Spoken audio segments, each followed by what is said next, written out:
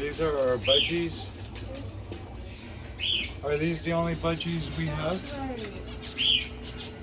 There's only 2 budgies. That's right. That's all we've got left. And I have budgies. If I were to buy,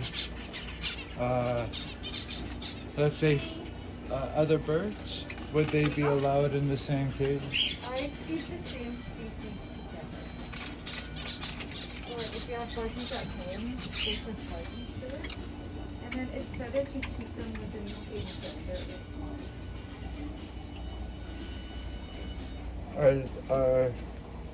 Which type of birds are these? These guys over here, they are zebra finch. That one, I think it might be a society finch. And these guys up here are Java finch. Zebra finch, society finch. I think that's a size. That's a society.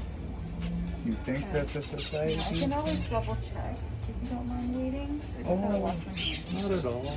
But and this one here is Java finch. Java. Yes. Cool. I'm gonna give you Java finch. That is so Born cool. and raised in the store. Yeah.